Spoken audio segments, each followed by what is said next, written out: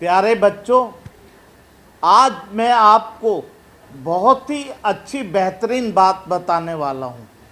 ये चंचल मन, ये चंचल मन के विषय में मैं तुमसे आज बात करने वाला हूँ। ये चंचल मन होता क्या है?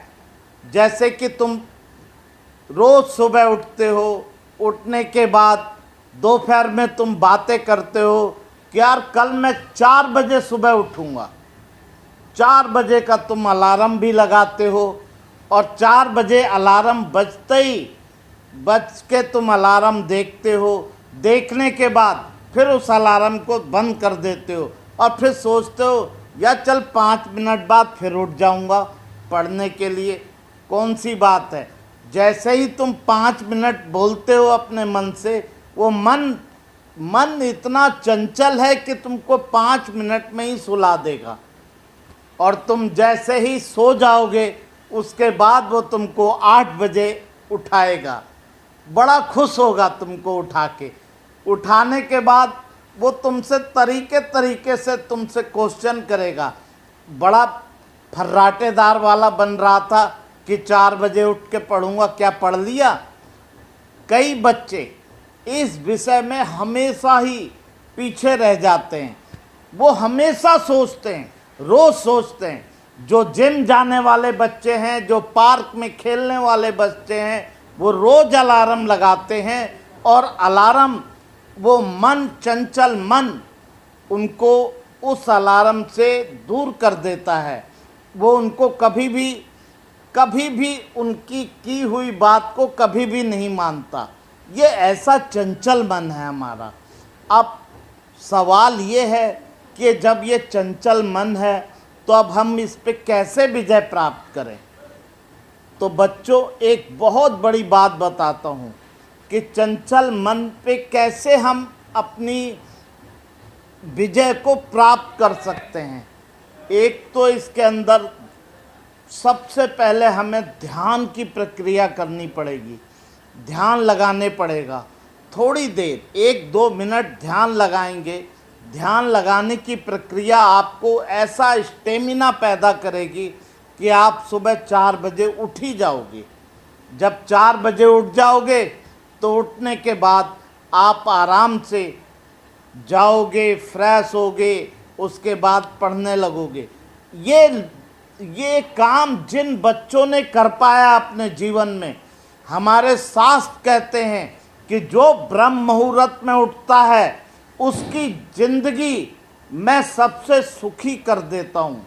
ये हमारे शास्त्रों के अनुसार कहा हुआ कथन है कि ब्रह्म मुहूर्त में उठने वालों की मैं हर इच्छा पूरी करता हूँ। लेकिन आजकल हमारे बच्चे इतने आलसी हो गए, इतने आलसी कि ब्रह्म मुहूर्त को छोड़ देते हैं और सुबह 9 बजे 10 बजे उठ के बैठ जाते हैं। ऐसा क्या काम है?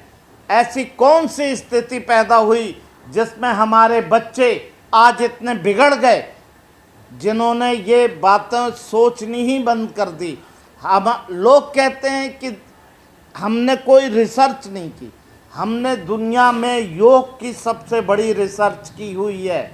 इस योग की रिसर्च के बदौलत हमारे लोग 100-150 साल तक जीते थे। आज हम, और कोई भी रोग नहीं होता था, लेकिन आज हम उस रिसर्च को मानना ही बंद कर दिया। हम साइंस की तरफ आ गए। साइंस की तरफ। साइंस क्या सिखाती है हमको? साइंस क्या सिखाएगी? थोड़ा सा खाना आना खाया, नाश्ता वास्ता किया, चले गए भाई। कहाँ गया बच्चा? पता लगा 2 सिगरेट फूंकने पहुँच गया। अरे ये कौन सा समय है? ये आज हमारे बच्चे इस ड्रग के शिकार हो रहे हैं और इसमें हमारे माँ बाप की सबसे बड़ी गलती है, जो ये सोच नहीं रहे हैं, न देख रहे हैं कि हमें बच्चों को कैसे और किस स्थिति में, वो हमेशा अपने बच्चों से डरते रहते हैं। ये डर उनके अंदर हमें सबसे नीचे गर्त में गिरा रहा है। हमें नहीं गिरा रहा है, उन बच्चों को नीचे गिरा रहा है। वही बच्चे कुछ सालों बाद क्वेश्चन करेंगे, काश आपने ऐसा मेरे साथ किया होता तो आज मेरा दिन ऐसा ना होता। तो मैं ये मन की बता रहा हूँ।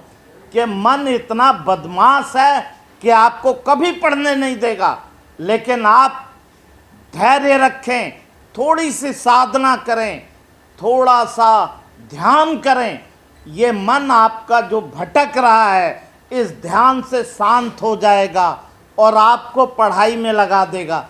जब पढ़ाई में लगाएंगे तो आपका पथ बहुत उन्नत होगा, आप अच्छे अच्छे कार्य करेंगे, बड़ी बड़ी कंपनी खोलेंगे, बड़े बड़े एम्प्लॉयज़ रखेंगे। यदि आप इससे छूट गए तो आप समझ लीजिए आप जिंदगी में कुछ नहीं कर सकते। इस बात को ध्यान रखें हमेशा। और हमारे माँ बापों को भी ये सोचना चाहिए कि हमारे बच्चे किस तरीके से सुधरें। इसमें दोनों का सहयोग बहुत ज़रूरी है। धन्यवाद। यदि आपको मेरी वीडियो पसंद आई हो तो लाइक, सब्सक्राइब, कमेंट ज़रूर करें। जो मैंने कुछ गलत कहा हो ज़रूर कहें, अपने बच्चों के बारे में ज़रूर मुझे लिखें, इससे मुझे बहुत अच्छा लगेगा। कम से कम मेरे इतने साल की साधना मुझे पता लगेगी कि मैंने क्या खोया क्या पाया इस जन्म में। धन्यवाद।